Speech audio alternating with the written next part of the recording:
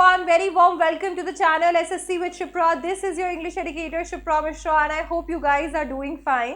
तो मैंने आपके साथ में एक रीडिंग कॉम्प्रीहेंशन का वीडियो शेयर किया था जिसके अंदर मैंने डिस्कस की थी ऐसी ट्रिक्स जिसकी मदद से आप अपने रीडिंग कॉम्प्रीहेंशन को सुधार सकते हैं। और आज के इस वीडियो के बाद में मैं आपके लिए रीडिंग कॉम्प्रीहेंशन की क्लासेस लगाने वाली हूँ जिसमें हम इन डेप्थ एनालिसिस के साथ में प्रीवियस ईयर क्वेश्चंस करने वाले हैं। तो आज पहली क्लास है, धीरे धीरे करते हुए हम लोग हमारे जो कॉम्प्रीहेंशंस हैं उन्हें बढ़ाते रहेंगे और सारे के सारे प्रीवियस ईयर क्वेश्चंस खत्म कर देंगे ताकि इससे हम लोग रेडी हो जाएं ऐसे क्वेश्चंस के लिए जो एग्जाम में आ सकते हैं, उस पैटर्न के लिए जिस पैटर्न पे अभी क्वेश्चन पूछे जा रहे हैं। तो चलिए फिर फटाफट से शुरू करते हैं।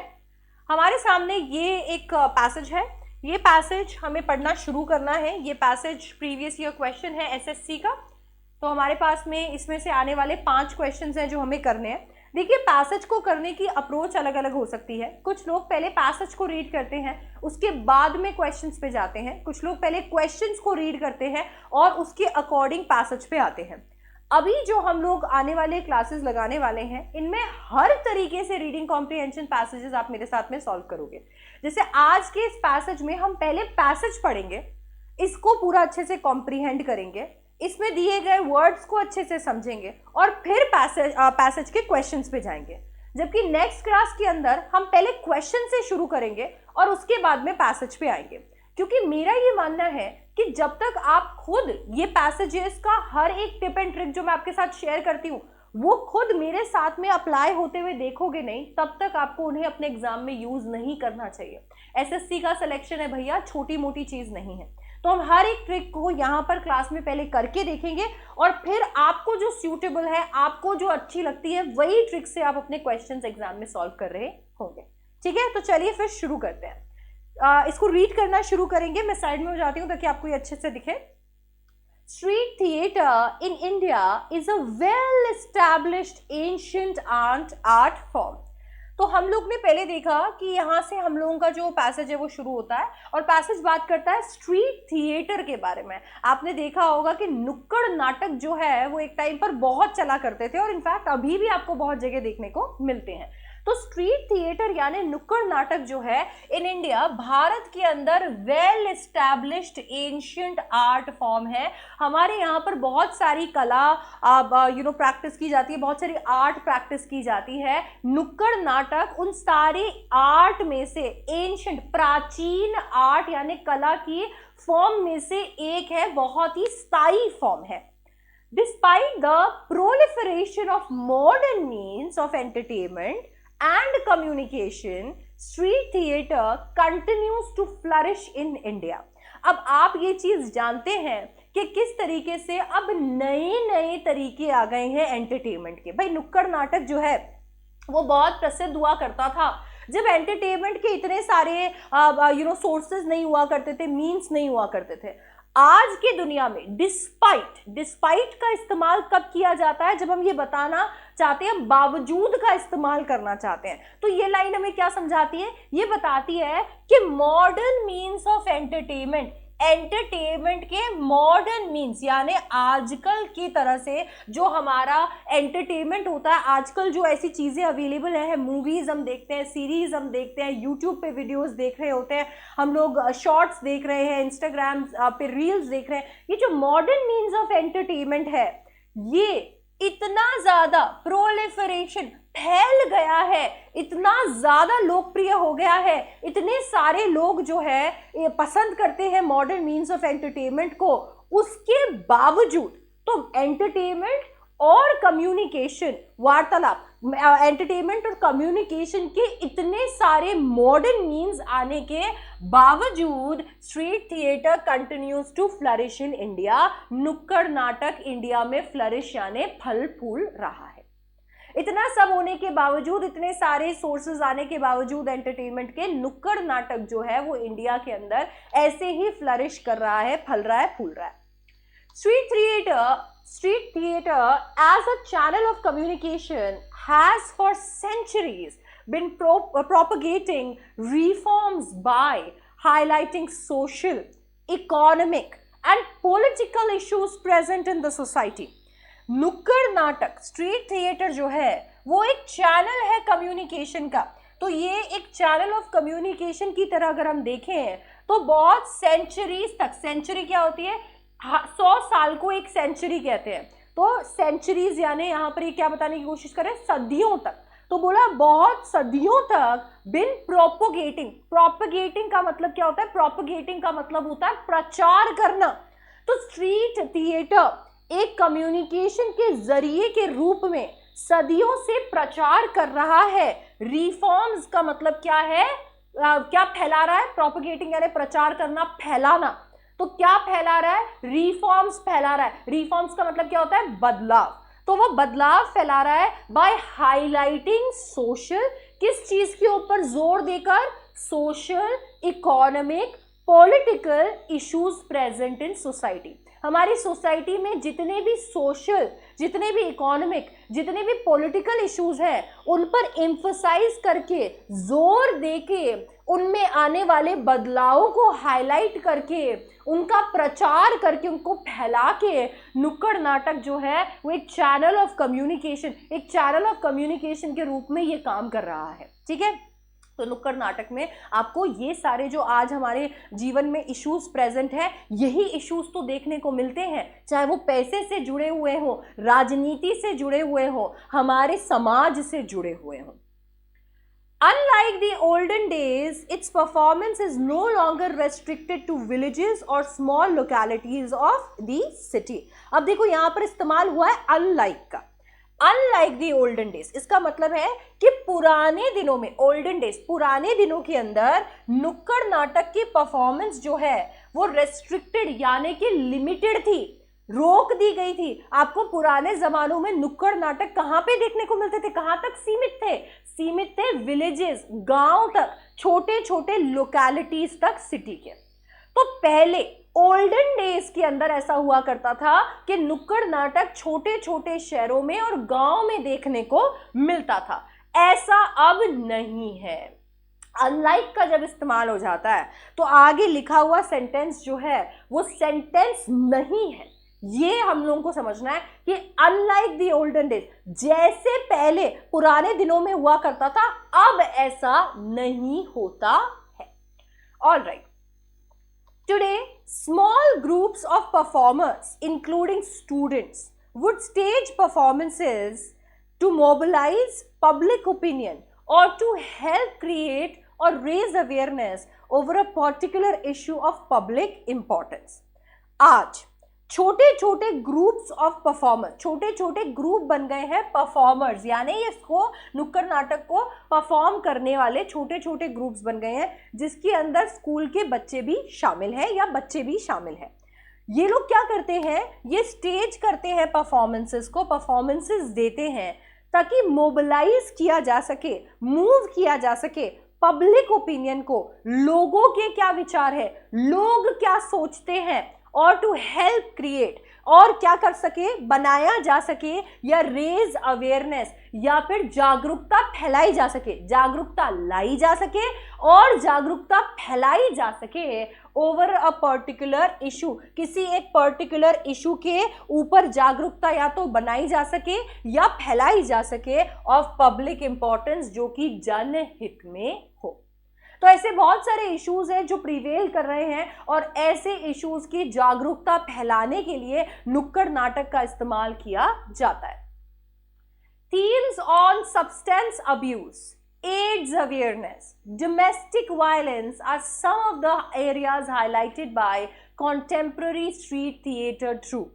आप देखोगे कि जब भी ये नुक्कड़ नाटक हो रहे होते हैं तो इनके जो थीम्स होते हैं, इनके थीम्स होते हैं सब्सटेंस अब्यूज पे, किस तरीके से नशा और नशा करने वाले लोग पूरे हमारा जो समाज है उसके लिए कितना बड़ा डेंजर बन चुके हैं, किस तरीके से ड्रग्स इजीली अवेलेबल है, किस तरीके से वो फैल रहा है, कितने सारे लोग जो है वो नशे की तरफ जा रहे हैं और कितना खराब है ये, कितना गलत दिशा में हमारा समाज को ये लेकर जा रहा है। ये जो थीम है ये आपको देखने को मिलेगा नुक्कड़ नाटक में।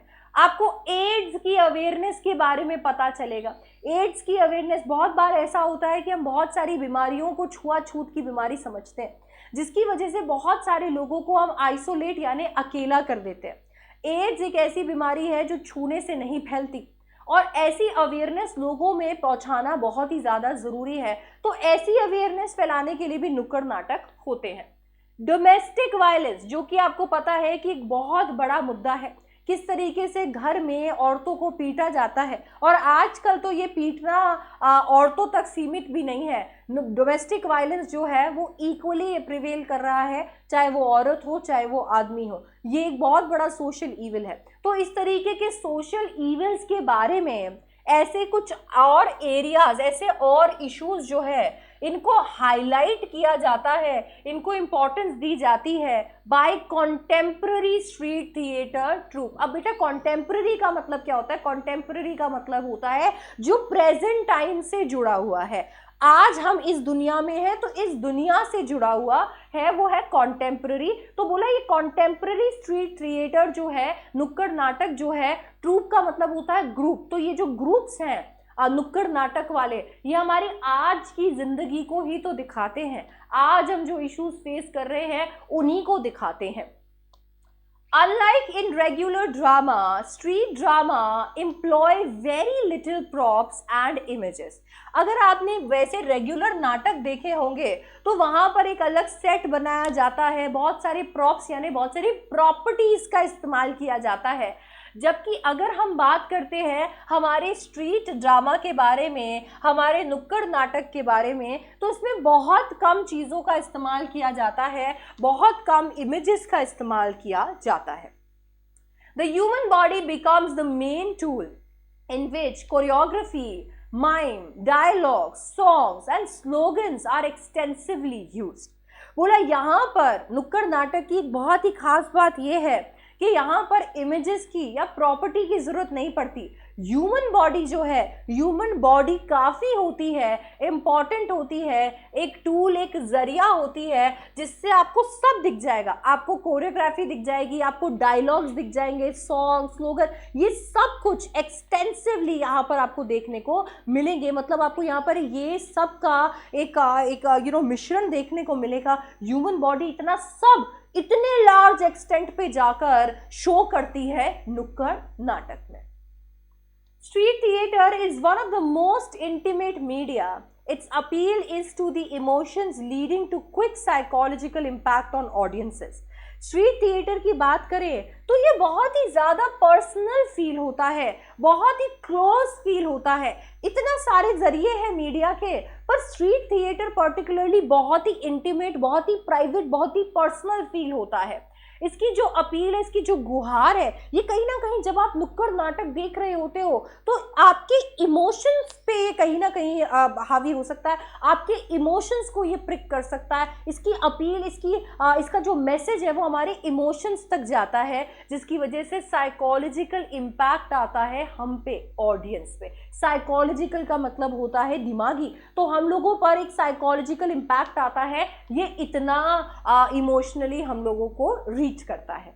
By being local and live, they also are able to establish not only direct contact with the audience, but by being cost effective and flexible, they are popular among all age groups. देखो यार, सबसे अच्छी बात तो ये है कि ये लोकल और लाइव है, यानी आपको यहाँ पर जो लोग देखने को मिलेंगे वो आपके आसपास के लोग हैं। नाटक आपके सामने हो रहा होगा, इसी वजह से एक डायरेक्ट कांटेक्ट बन जाता है ऑडियंस के साथ जब आप अपने ही लोगों को जागरूकता फैलाते हुए देखते हो किसी एक पर्टिकुलर टॉपिक के बारे में। इसके साथ साथ में ये बहुत ही ज़्यादा कॉस्ट इफेक्टिव होता है, इसमें इतना ज़्यादा पैसा नहीं लगता है और ये बहुत ही फ्लेक्सिबल है, यानी आपके मुताबिक बदल जाता है और इसीलिए हर एक एज ग्रुप के लिए ये एक बहुत ही अच्छा सोर्स है एंटरटेनमेंट का। मतलब कोई ना कोई एज ग्रुप को यहाँ पे कुछ ना कुछ मिल जाएगा। फ्लेक्सिबिलिटी ये बताती है कि किसी ना किसी एज ग्रुप के लिए कोई ना कोई नया नाटक आपको देखने को मिल जाएगा, तो हर एज ग्रुप जो है वो यहाँ पर कंफर्टेबल हो जाता है। ऑल राइट, आ जाते हैं हम लोग यहाँ पर कुछ इंपॉर्टेंट वर्ड्स पे जो हम लोगों ने आज देखे।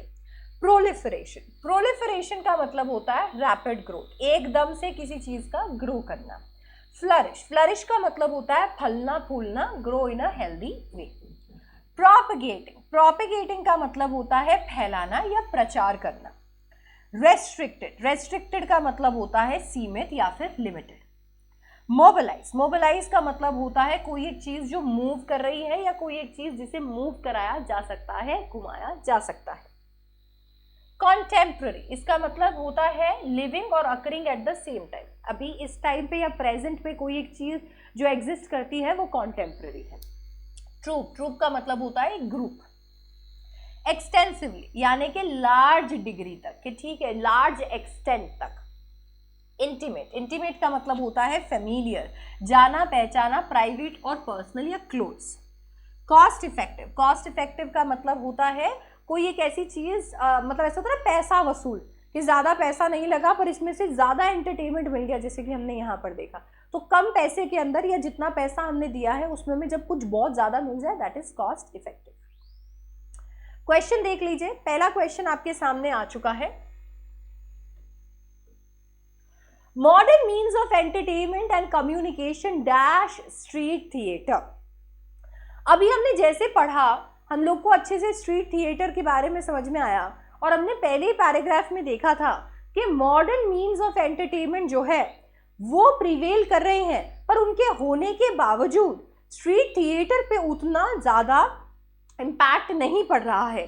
तो कौन सा ऑप्शन यहां पर सही होना चाहिए? Does affect, does not affect, helps popularise या हेल्प्स एस्टैब्लिश। तो यहां पर एकदम करेक्ट आंसर क्या होना चाहिए? It does not affect. Modern means of entertainment के होने के बावजूद भी स्ट्रीट थिएटर पे कोई भी इफेक्ट नहीं आया है। In the olden days, street theater dash to villages or small localities of the city. अब देखेंगे ये एकदम डायरेक्ट क्वेश्चन है, प्रीवियस ईयर क्वेश्चन है, डायरेक्ट पैसेज से उठ के आया है।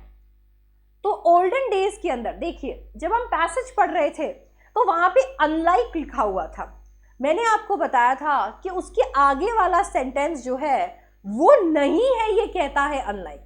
तो आपको अनलाइक भूल जाना है, और जो मैंने समझाया था वो याद रखना है और बताना है कि इसमें क्या आएगा। Was restricted, was not restricted, was open या फिर वॉज एंटरटेन। आजकल की दुनिया जो है उसके अंदर नुक्कड़ नाटक आपको शहरों में भी देखने को मिलेगा, बड़े बड़े सिटीज और मेगा सिटीज में भी देखने को मिलेगा। पर एक ऐसा टाइम था जिस टाइम पे नुक्कड़ नाटक छोटे विलेजेस और छोटी छोटी लोकेलिटीज तक ही सीमित थे। तो इसका करेक्ट आंसर होगा वॉज रेस्ट्रिक्टेड, छोटी छोटी लोकेलिटीज तक ही सीमित थे। Street theatre usually dash with issues of public importance. हाँ जी, स्ट्रीट थिएटर में हमने देखे कि ऐसे टॉपिक्स के बारे में बात की जाती है जो जनहित में होते हैं। Option A is distanced, option B is perform, option C deals या option D does not deal. एकदम डायरेक्ट क्वेश्चन है एस्पिरेंट्स, एकदम डायरेक्ट क्वेश्चन आया है पैसेज से। पैसेज हमने अच्छे से समझ लिया है तो बिल्कुल ही आप कर पाएंगे। और इसका करेक्ट आंसर क्या होगा? इसका करेक्ट आंसर होगा डील्स, क्योंकि हम लोगों ने देखा कि ये पॉजिटिव सेंटेंस है कि स्ट्रीट थिएटर जो है वो पब्लिक इंपॉर्टेंस के इश्यूज के साथ में डील करता है। स्ट्रीट थिएटर के अंदर आपको ये इश्यूज देखने को मिलेंगे। Street theatre is dash to stage nothing, costly, reasonable, affordable. अभी हम लोगों ने देखा था कि कॉस्ट इफेक्टिव बताया है स्ट्रीट थिएटर को। अब डायरेक्टली यहाँ पर कॉस्ट इफेक्टिव नहीं लिखा हुआ है, पर कॉस्ट इफेक्टिव से मिलता जुलता शब्द और क्या हो सकता है? नथिंग, कॉस्टली, रीजनेबल या affordable. Affordable will be the correct answer, क्योंकि कॉस्ट इफेक्टिव का मतलब है कि कम पैसे के अंदर लोग ज्यादा एंटरटेन होकर जा रहे थे। लास्ट क्वेश्चन देखिए, स्ट्रीट थिएटर क्रिएट्स एन और a impact on audiences, intimate, emotional, mystical या फिर फिजिकल। स्ट्रीट थिएटर ऑडियंस के ऊपर कैसा इम्पैक्ट लेकर आता है? इंटीमेट इम्पैक्ट लेकर आता है, इमोशनल, मिस्टिकल या फिजिकल? बिल्कुल करेक्ट आंसर इसका क्या होने वाला है? इमोशनल, क्योंकि कहीं ना कहीं ऑडियंस इमोशनली, साइकोलॉजिकली कनेक्ट हो जाती है स्ट्रीट थिएटर के अंदर दिखाए हुए मैसेज से। ठीक है, तो बिल्कुल करेक्ट आंसर इसका होगा बी। देखिए, ये था एक प्रीवियस ईयर क्वेश्चन जिसको आज हमने डीकोड किया है, इन डेप्थ हमने इसको एनालाइज किया, इसमें से हमने कुछ वर्ड्स भी सीखे हैं। आपको ये जो पीडीएफ है ये मैं टेलीग्राम पर भी दे दूंगी, जहां से आप इसे डाउनलोड कर सकते हैं। मेरा टेलीग्राम है लर्न विद शिप्रा, वहां पर आपको ये पीडीएफ मिल जाएगी। ओके इसके साथ में हम अपनी नेक्स्ट क्लास के अंदर और क्वेश्चंस करेंगे, अलग अलग तरीके के क्वेश्चंस करेंगे, अलग अलग ट्रिक्स के साथ में करेंगे। आप बस मेरे साथ बैठकर और ये सारी चीज़ें जो हम डिस्कस कर रहे होते हैं इन्हें नोट कीजिए। जो जो आप नई ट्रिक्स सीखते हैं उसे नोट कीजिए, जो आप नया सीखते हैं उसे नोट कीजिए, ताकि इससे आप इस क्लास से बहुत कुछ सीख कर जाएँ। और ऐसे और क्लासेस मैं आपके लिए लगाने वाली हूँ, तो फटाफट से चैनल को सब्सक्राइब कर दीजिए और प्लीज़ अपना सपोर्ट दिखाइए इस चैनल को अपने फ्रेंड्स के साथ में और बाकी एस्पिरेंट्स के साथ में शेयर करके। इस वीडियो को ज़रूर लाइक कीजिए और मैं आपसे मिलने वाली हूँ नेक्स्ट वीडियो में। Till then bye bye, take care.